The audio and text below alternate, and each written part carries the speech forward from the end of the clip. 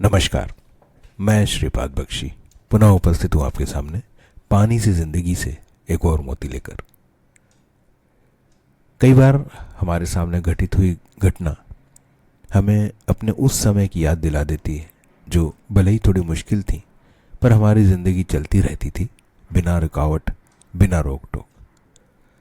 कुछ दिन पूर्व बेमौसम बरसात हुई, खूब आंधी चली और इस अप्रत्याशित बदलाव के लिए बिल्कुल भी तैयार न रहा विद्युत वितरण तंत्र लगभग 24 घंटे के लिए बंद हो गया। ऐसा नहीं था कि यह नज़ारा हमने पहले नहीं देखा था, परंतु तब हम इन सब के लिए मानसिक और व्यवहारिक रूप से तैयार रहते थे। लाइट जाते ही जगह पर रखा हुआ केरोसिन से चलने वाला लालटेन जला दिया जाता। पानी की टंकी में चूंकि पानी भरना मोटर से नहीं होता था, इसलिए पानी उपलब्ध रहता। पीने का पानी मटके में उपलब्ध रहता।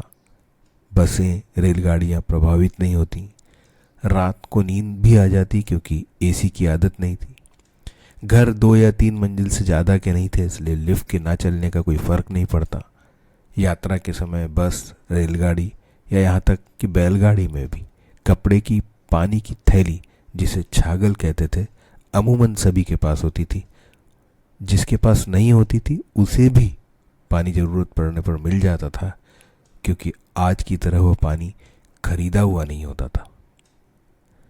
किसी की प्यास बुझाने का एक संतोष जरूर पानी पिलाने वाले के चेहरे पर दिखता था। पर जब इस बार लाइट गई तब नलों और टंकियों में पानी नहीं था। ऊपर की मंजिलों तक बिना लिफ्ट चढ़ना दुभर था। बगैर एसी के सोना मुश्किल था।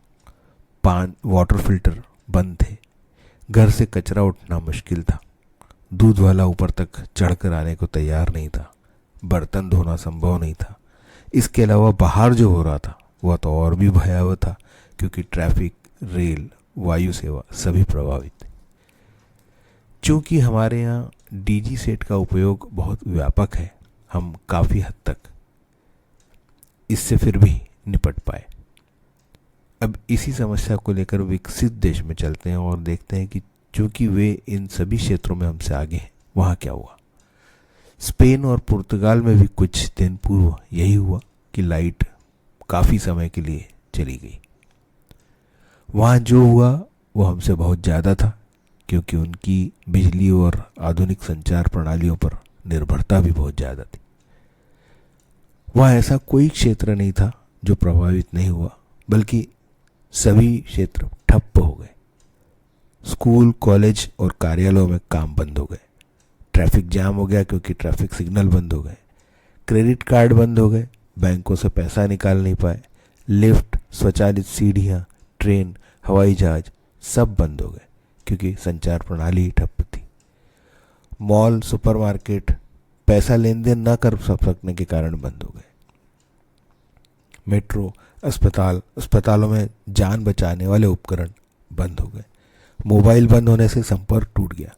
लोगों को स्टेशन और एयरपोर्ट की ज़मीन पर सोना पड़ा।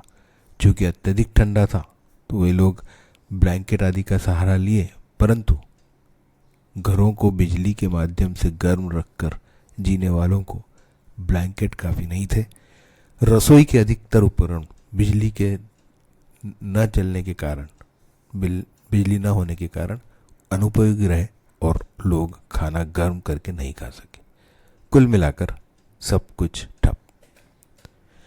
इस विषय को छूने का उद्देश्य यह बिल्कुल भी नहीं कि वापस पुराने ज़माने जैसा रहा जाए, पर इस बात पर ध्यान जरूर जाता है कि हम अभी भी अपने आप को बहुत अधिक नहीं तो कुछ समय के लिए तो इन सुविधाओं के बिना गुजार सकने लायक बनाए रखें, जो हमारी ग्रामीण भाई बहन आज भी कर रहे हैं।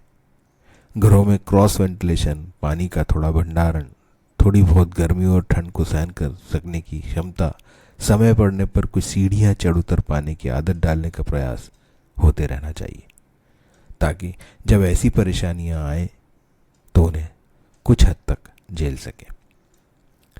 हमें तो रहीम जी का दुआ याद है, रहीमन पानी राखिए, बिन पानी सब सून, पानी गए न उबरे, मोती मानुष चून। पर आधुनिक काल में इसमें बिजली का समावेश भी अब आवश्यक लगता है। जय हो, नमस्कार।